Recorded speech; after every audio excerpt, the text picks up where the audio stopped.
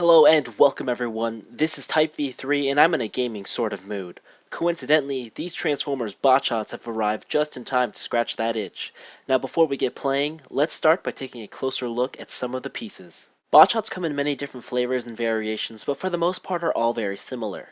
From a design aspect, they're generally super deformed iterations of all your favorite characters from Transformers past or present. The paint and detailing are kept to a minimum, with only select colors being used to identify most figures. They also have this strange familiarity to the older Koro Q cars or penny racers. One of the highlights that bot shots offer is just the sheer amount of characters available.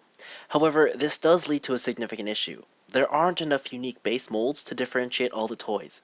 An example would be that every jet-based Transformer will likely have the same general appearance as Starscream. To be fair though, this would only be a problem if you decided to be a completist with the line. Another neat trait to the toy line is the chase figure, or more commonly known as the Super Bot. In every wave there is one of these clear bot shots. They look like a delicious plastic candy and are generally the sought after figures.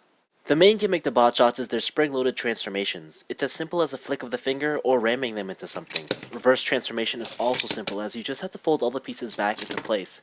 What's really nice is that you don't have to do it in any specific order. The whole thing's surprisingly impressive. Looking at the robot mode, these things are neat. Sure, you do have to squint your eyes a bit to make sense of the body, and there is a huge block hanging off their backs, but the all-important head sculpts are great and capture the personalities of the characters well.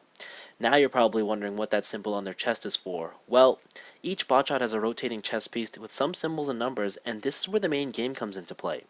It's essentially rock, paper, scissors, with one added rule. The specifics work out like this: fist beats sword, sword beats blaster, blaster beats fist, and in the event of a tie, the higher of the two numbers win. Now you probably figured out how this works, but here's a quick demonstration. You basically choose which one you want to go in with. In this case, I'll choose a blaster, close up your bot shot, and then when you go into battle with another one, all you gotta do is ram them together. And then you see what's going on. So as you can see, fist and blaster, and, well, blaster beats fist, so Optimus wins. However, in the event of a tie, you would count the number, and the higher of the two numbers wins. So again, Optimus wins. And if you're wondering, each bot shot does indeed come with a unique set of numbers, or stats as you will. So that is another reason to collect them. And the final rule is that if you are to battle them, and one of them doesn't pop up to transform, such as this Sentinel Prime, they are automatically declared the loser. So, another little twist to add in, but ultimately a very simple game at its heart. There's also some bot shots that come with launchers which attach to the rear of the figure in vehicle mode. After separating the two, you press down on the top to open the launcher, pop out some guns, load the bot shot, and press the top down again to fire. Using one of these add-ons does seem like a little bit of overkill, but it's fun nonetheless. Overall, Transformers bot shots are a fun little addition to the franchise as a whole. The game itself isn't hugely impressive, but the temptation of collecting many mid-tries Transformers characters is definitely here and will probably be the sole attraction to the line. However, for as simple as these toys are, they don't necessarily reflect that in their pricing.